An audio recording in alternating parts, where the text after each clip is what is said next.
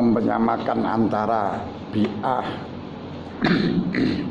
terus masjid yang kemudian masjid diartikan statusnya sebagai masjid. Nah, ini yang jadi masalah yang sehingga kita akan mensetarakan antara agama satu dengan agama yang lain. Tetap al-Islam ya'lu ala yu'la alaih. Jadi di dalam bagi peradaban atau bagi kebangsaan jangan sampai kita keluar dari qawaidul fiqhiyah, qawaidul usuliyah dan usuluddin. Ini penting, jangan sampai keluar ke sana. Tetap koridornya adalah kaidah fikih, qawaid al-fiqhiyah dan qawaid al-usuliyah, juga termasuk usuluddin, yaitu dari usuluddin atau usul syariah.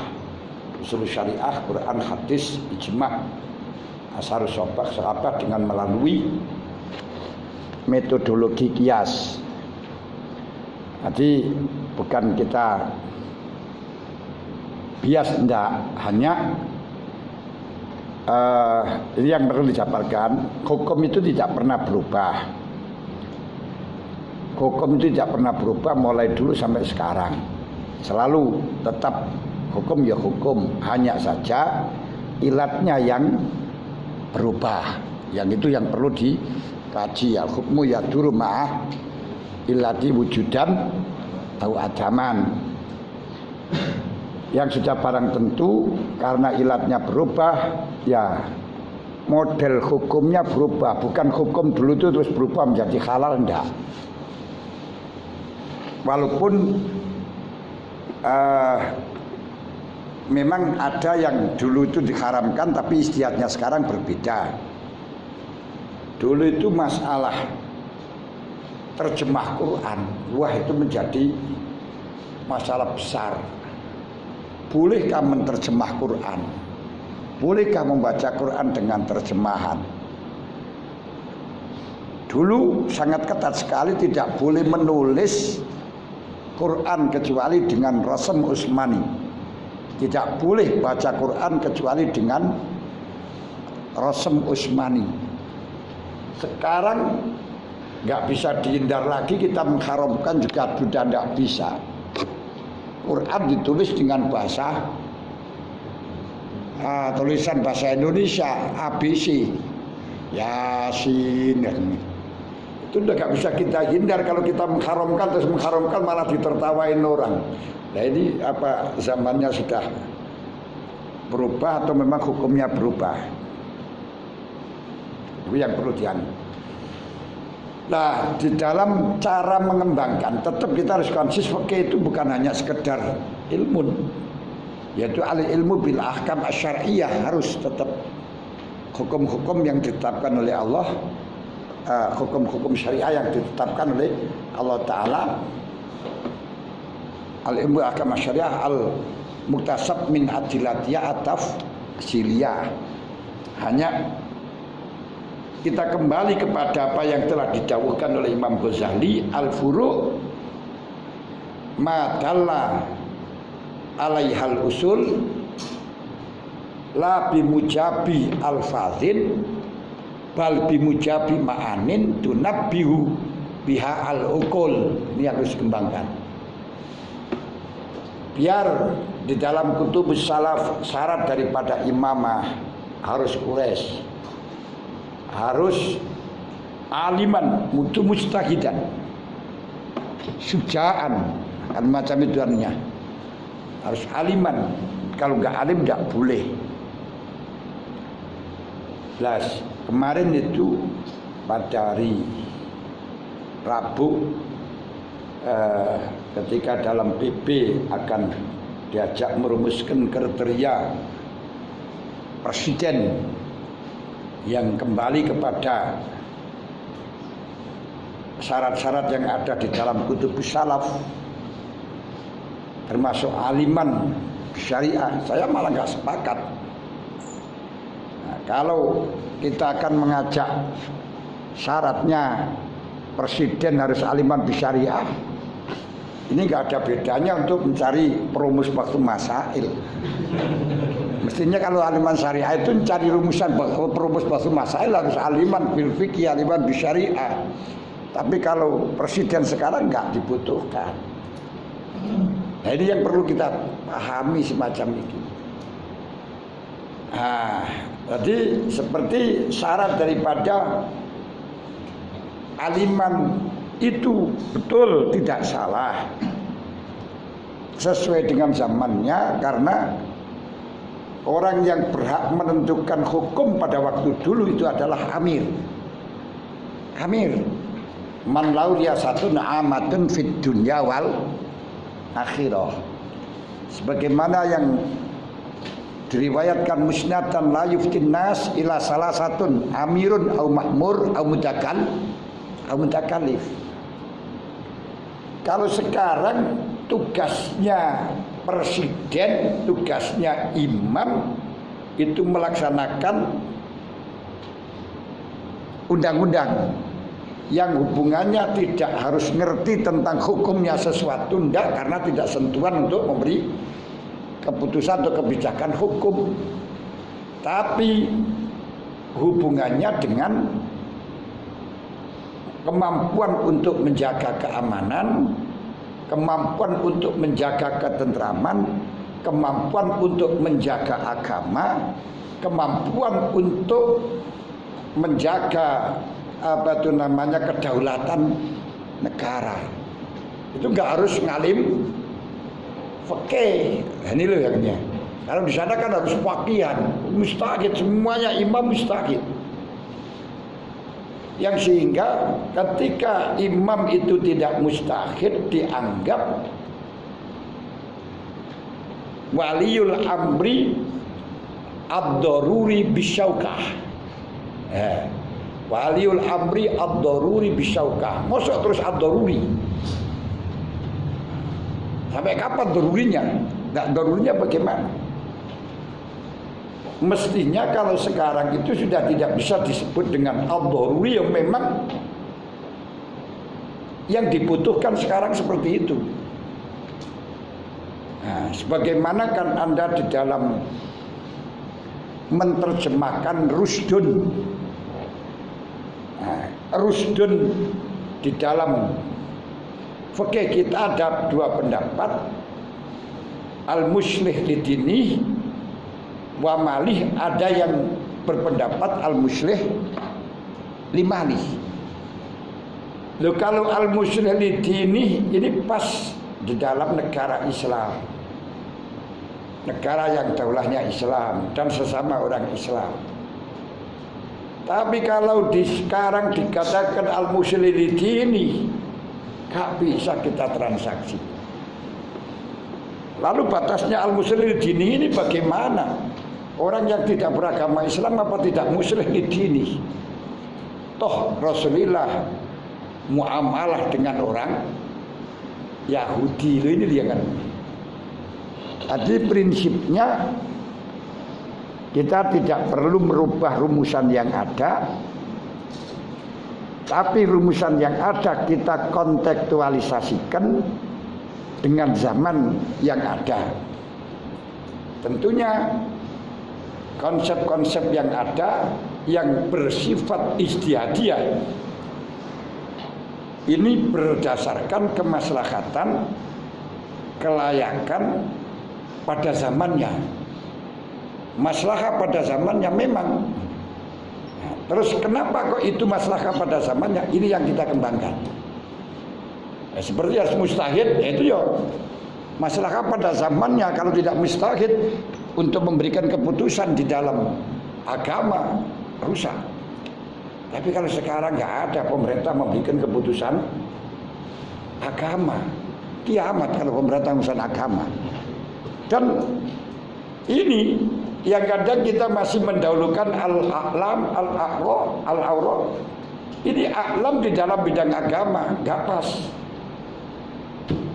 Kalau a'lam di dalam bidang agama, kiai disuruh ngatur di dalam masalah kenegaraan, malah nggak mampu. Tidak bisa kita paksakan dan tidak bisa kita ego. Dia punya ilmu agama terus mampu untuk ngurusi negara. Tidak, malah rata-rata yang dari kiai masuk dalam kenegaraan malah dipenjarakan. Jadi itu yang ngeri ini. Jadi ini yang perlu kita kembalikan lagi itu. Nah, berarti bagaimana alam di sana, aura di sana? Kalau dulu agama karena memang urusannya agama, kalau sekarang bukan agama tapi kemampuan di dalam mengatur. Nah, nanti berarti akan juga menerjemahkan adil.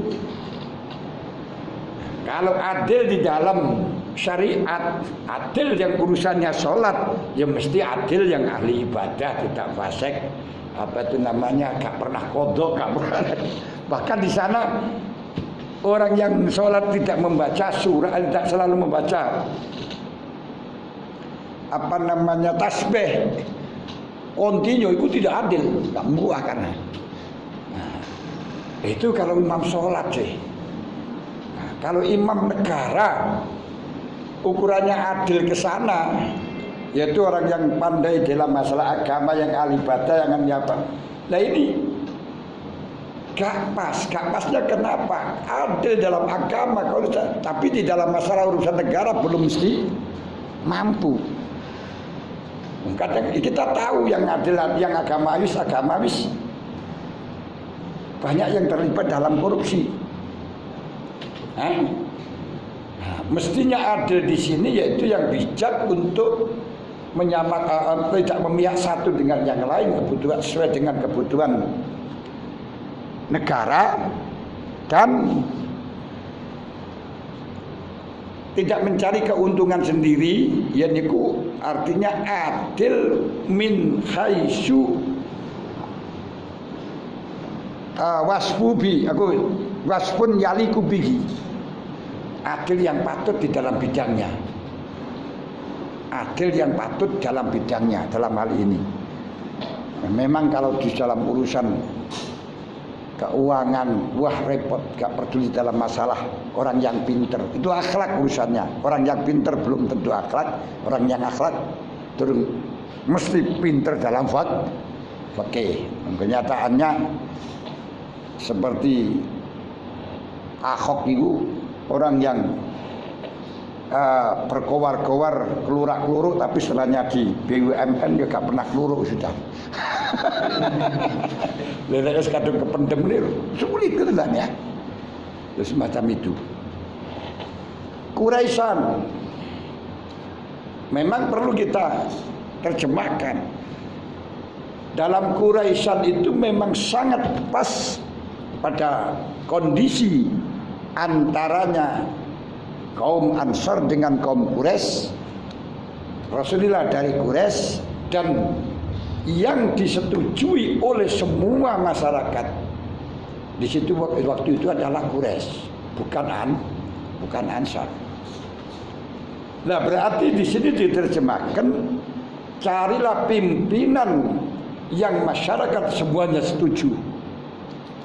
Jangan cari pimpinan yang makmumnya itu benci kepada imam. Makanya dikatakan sab'atun yudhilluhullah yauma la dhilla illa dhilluh, dan ada 7 orang yang tidak mendapatkan pertolongan dari Allah.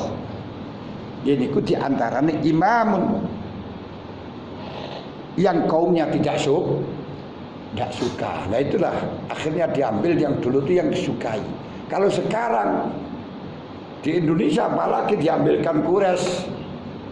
Jangankan Quraisy Arab saja marah-marah.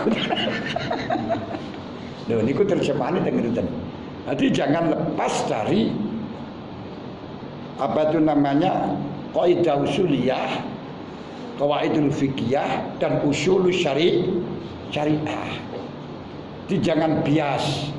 Kalau bias apa bedanya kita yang made in pondok pesantren yang mendapatkan amanah untuk menjaga keorisinalan agama. Nah, ini jadi tetap kita harus menjaga keorisinalan agama termasuk Islam ya'lu wala yu'la alaih, sedangkan menghormati kepada agama lain bukan karena menganggap bahwa itu juga termasuk sujud, itu dibenarkan, itu nanti kita akan mengatakan semua agama benar. Gak bisa itu kalau semua agama benar.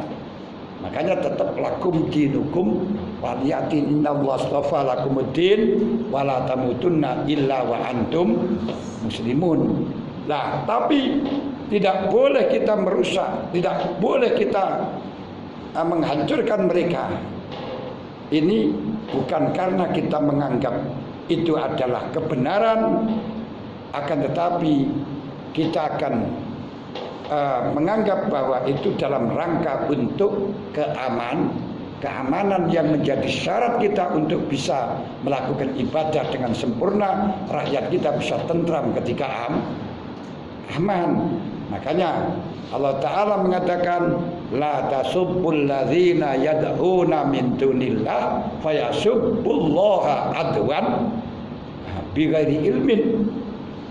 Nah, kalau kita anggap mereka itu masjid berarti semuanya, berarti kita anggap tidak ada orang yang yad'una min dunillah, semuanya dianggap yad'una Allah. Nah, tidak ada yad'una min dunillah. Al-Quran tetap mengatakan yaitu alladzina aku la tasubul ladzina yad'una min dunillah wasibullahu bighairi ilmin. Tidak diperbolehkan memaki-maki, bukan mereka itu benar, enggak. Tapi supaya kita terjaga tidak dimaki-maki oleh mereka. Makanya dalam fikih salat di waktu malam dipersilakan untuk dikeraskan, maghrib, isya dan subuh. Kenapa? Karena mereka tidak akan memaki-maki sebab waktunya tidur. Tapi kalau waktu zuhur, waktu asar mereka masih bangun, mereka belum tidur, kalau mendengar Al-Quran akan dimaki-maki. Makanya kita jangan baca Quran dikeraskan. Kenapa? Karena akan mengakibatkan dimaki-maki orang.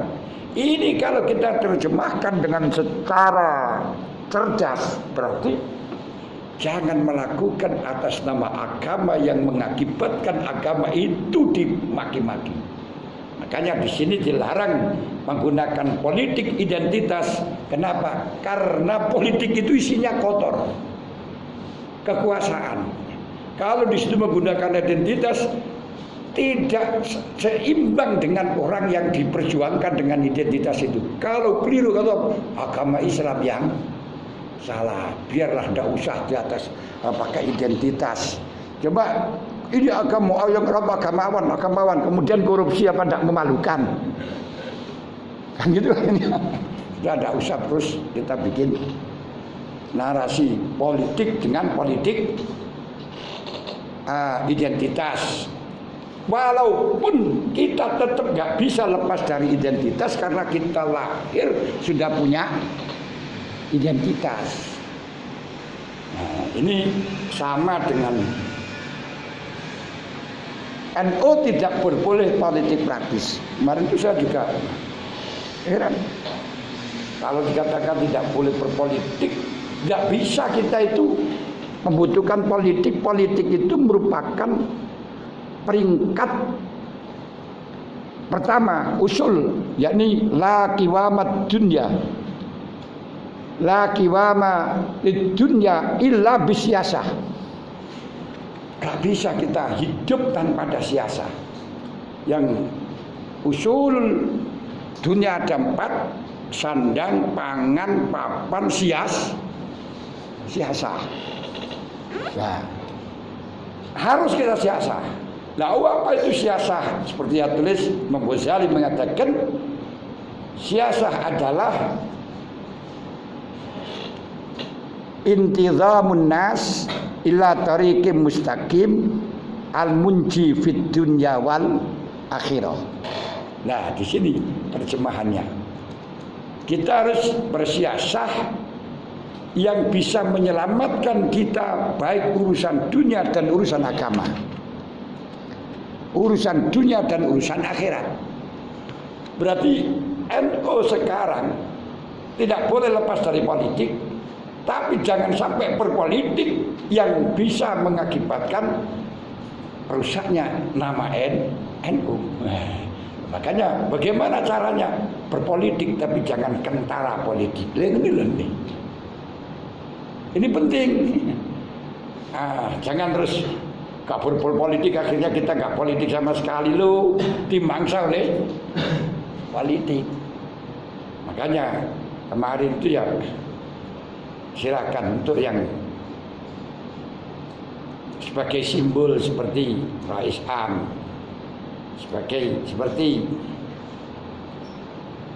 ketua umum, jangan ikut-ikut di dalam masalah politik. Fasilitas tentang milik NU jangan digunakan untuk politik praktis. Tapi yang bawah-bawahnya silakan kita politik gitu nih. Tapi jangan membawa itu, tapi untuk NU.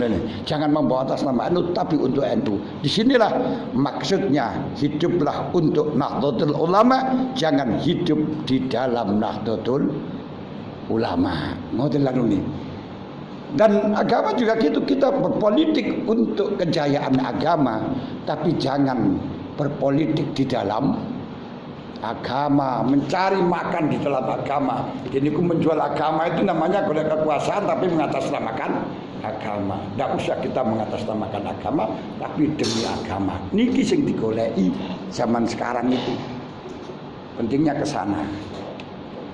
Berarti bagaimana maksudnya kami bahwa apa yang disampaikan tadi sampai masjid dan seterusnya itu, wah itu kok agak kebablasan. Sampai Bia itu dikatakan masjid, Sewahme dikatakan masjid, dan nanti nggak boleh itikaf, nggak boleh. Kalau statusnya sama dengan masjid dalam arti tidak boleh dirusak, monggo. Tapi bukan karena sama dengan masjid tidak boleh dirusaknya, itu sama karena ada suatu hal, sebab itu juga termasuk apa itu namanya, juga termasuk itu loh namanya untuk keselamatan agama. Kalau dikatakan walaula tafqullahin nasa ba'dahum bi ba'din la fasadatil ardu walakinnallahu dzu fadlin 'alal alamin. Terus ada laula tafqullahin nasa ba'dahum ba'din la dikat sawami wa biya'u wa sholawatu wa masajidul ladzi yuzkaru fiha ismullah. Sekarang yang rujuknya alladzi yuzkaru fiha ismullah ini kepada yang akhir masjid apa? Nah ini ya. Nah itu tadi. Apa termasuk falaula tafullah kinasa ba'dam ala ba'din la hulikat sawami'u wa biya'u wa sholawatu wa masajidu alladzi yuzkaru fiha ismullah, yaitu dari sawami, dari biya terus jadi sholawat. Apa itu? Yang ada hanya pada yang akhir, yaitu masajid. Alladzi yuzkaru fiha ismullah itu masajid, bukan pada sawami. Gak pernah disebutkan nama Allah. Nah, gitu lah dunia ini. Nah ini jangan disejajarkan. Nah kalau di situ sunnatillah, memang andai kata tidak ada keseimbangan antara Islam dengan non-Islam, antara orang kaya dengan orang miskin, antara pejabat dengan rakyat, semuanya sama, malah nanti rusak semuanya. Mulane zaman biyen niku saniki modi Islam niki, karena Islam sudah kuat di Indonesia, gak banyak yang jamaah. Ketika zaman G30S yang ekstrim antara ada PKI ada NU, waduh namanya jamaah full, tapi takut disembelih. Nah ini loh anaknya, karena ada keseimbangan akhirnya malah jadi kuat. Bahkan waktu usum ninja, itu masjid penuh lagi. Setelahnya itu kosong lagi.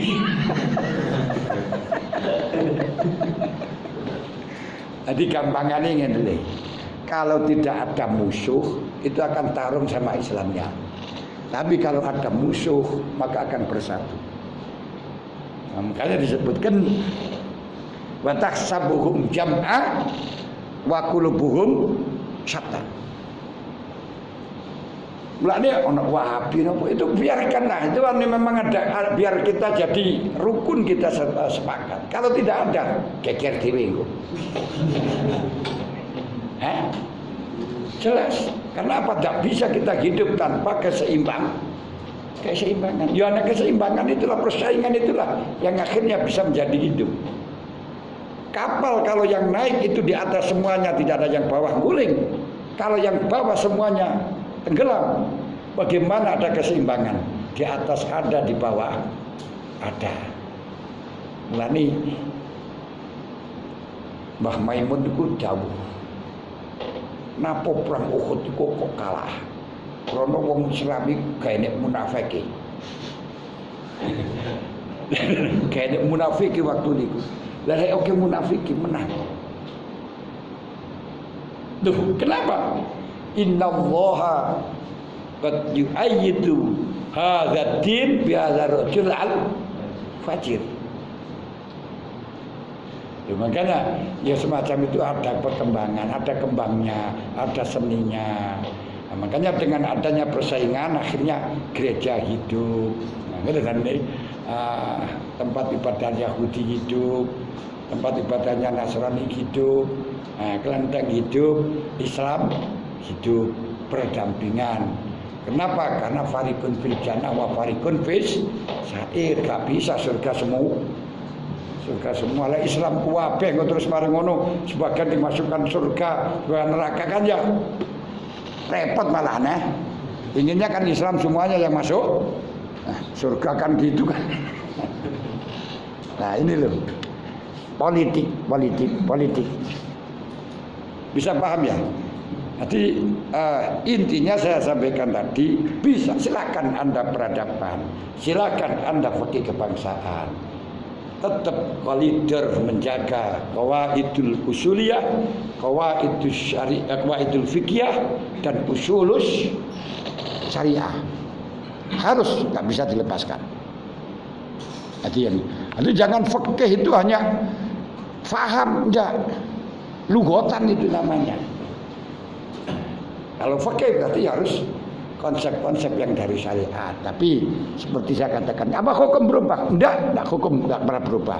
Ilatnya yang berubah, kebutuhannya yang berubah. Sehingga menjadi perubahan ini karena ilatnya beda. Seperti zaman Yahya Hasyim Asy'ari, pakai dasi saja haram. Sekolah di sekolahan rakyat itu haram. Mengapa? Untuk menjauhkan masyarakat Indonesia dari Belanda. Tapi sebenarnya itu silakan, nggak apa-apa gitu kan ya. Karena apa? Ilatnya nggak ada. Zaman waktu dulu bal-balan itu haram karena itu yang dipakai bal-balan itu kepalanya Sayyid Husain. Nah, sekarang itu hiburan yang menarik katanya, yang senang-senang itu sampai nggak tidur malam karena pertandingan sepak bola kan gitu kan ya. Sudah kenteng tadi? Ya sudah, kalau kenteng ya udah. Itu saja. Ini sebenarnya saya akan bicara ya Mas Saiki, itu namanya relasi negara dengan agama. Tapi yang yang saya sampaikan tadi itu. Al-Islam wa sultan akhwan atau aman la yasluk wa qidun mila bisakhibi. Fal Islam usun, tetap dasarnya pakai Islam, enggak bisa tidak. Wa sultan haris, cuman kata usun di sini jangan tekstualnya, esensinya. Wa mala usalahu yahdim wa mala haris alahu dha'i, karena wa ma khalaqtul jinna wal insa illa ya putun. Buat apa kita dijaga hidup di dunia kalau tidak ada urusannya ke sana? Mulane al-markas al-watan markazun wa makarun sabitun tatafar minna furu'un yuwaqitul ummah. Kebangsaan fikih tanah air yang bisa mempersatukan umat sebagaimana Islam bisa mempersatukan umat. Karenanya ulama kita yang dahulu Basyim Asy'ari, Syekh Abdullah Rasmul dan lain sebagainya ahli sunnah, sebelum mendirikan Islam, sebelum mendirikan Nahdlatul Ulama, terlebih dahulu kebangkitan tanah air, Nahdlatul Wathon, kebangkitan Nahdlatul Tujar, para pedagang-pedagang, kebangkitan para berpikir, kontekstualisasi, ini ku taswirul afkar. Ini saja, mohon maaf. Wallahul muwaffiq. Assalamualaikum warahmatullahi wabarakatuh.